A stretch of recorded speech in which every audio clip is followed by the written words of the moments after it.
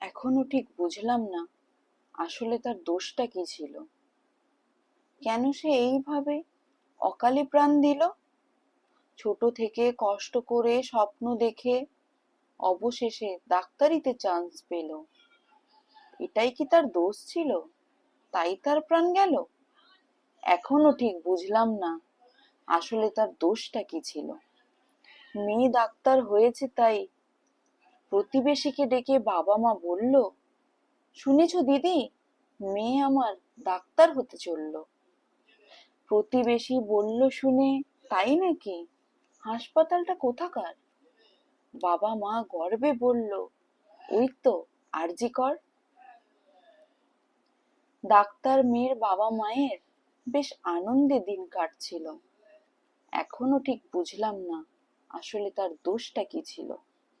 তার দুটি চোখ দিয়ে সব অন্যায় সে দেখে ফেলে, তাই তো চোখ দুটি নষ্ট করলি চশমা ভেঙে ফেলে।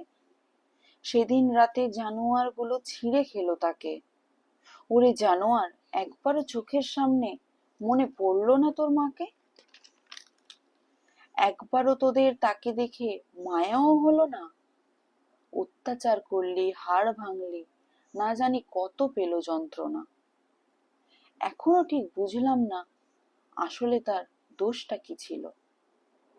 পড়াশোনা করা দোষ, স্বপ্ন দেখা দোষ, সংসারে বেশি কথা বলা দোষ, প্রতিবাদ করা দোষ, রাত করে বাড়ি ফেরা দোষ।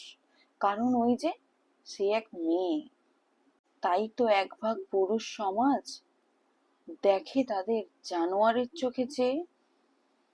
এখনো ঠিক বুঝলাম না আসলে তার দোষটা কি ছিল। নারী সমাজ অসম্মানিত আজ। কত লাশ এইভাবে পড়ে থাকে মর্গে। ওহে পুরুষ, নারী যদি নাই থাকে জন্মাবি কার গর্ভে? আর কত, আর কত অত্যাচারীদের নারীদের জন্য সাজাতে হবে মৃত্যুশয্যা। আমরা যে নেতাজির দেশের লোক, বলতে হয় লজ্জা। সমাজের কিছু ভাগ লোক বরাবরের মতোই বলবে, ওই তো মেয়েটারই দোষ ছিল। আরে আমি এখনো ঠিক বুঝলাম না আসলে তার দোষটা কি ছিল। প্রতিবাদ হোক জোর গলায়, করবো না কেউ ফিসফিস। সবার গলায় একটাই সুর, উই ওয়ান্ট জাস্টিস।